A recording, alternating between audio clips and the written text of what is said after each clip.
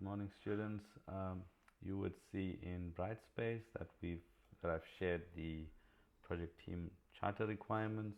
What you're seeing here in front of you is one of those documents. Very quick overview on how you can complete. So firstly, team name. You get into groups of 4 to 6 individuals. You can enter any team name you want, anything that's fun or serious, whatever you decide. Like this, the project title will be as per the case study which I've shared with you. So when you read through that, you can come up with a suitable case study. The project sponsor will be, in the case study, there's a character by the name of Shrikant, who is the operations manager. That would be the project sponsor. In terms of the project lead, that would be whoever you decide to choose within your group. So let's do that. For example, who's your project backup? You guys can choose someone there as well. In terms of scope of the case study or the project, this will be as per the case study objective. So that's pretty simple. Read the case study, decide, see what it is they want, as well as the objectives. Now, this objectives that we're talking about here is not the objective of the case studies, the objective that you and your team are hoping to achieve. So in other words, you could be saying, it could be as simple as, I want to achieve 85% on the case study. I want to achieve 90% on the case study.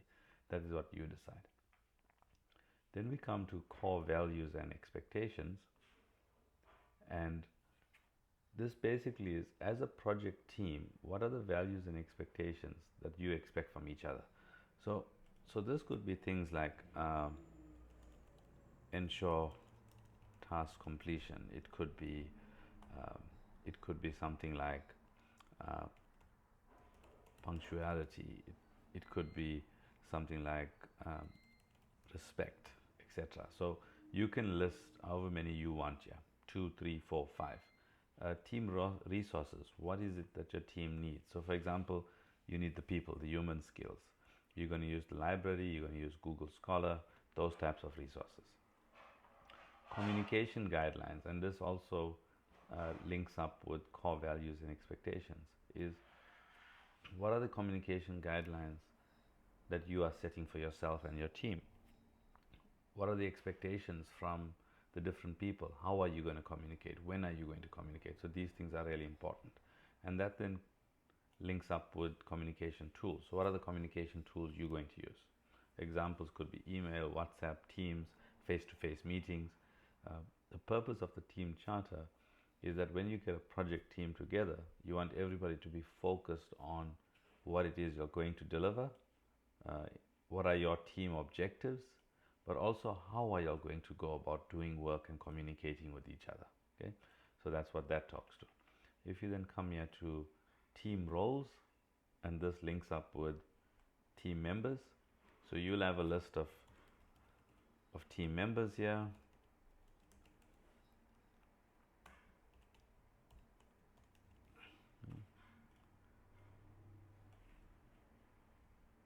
Something like this. Okay,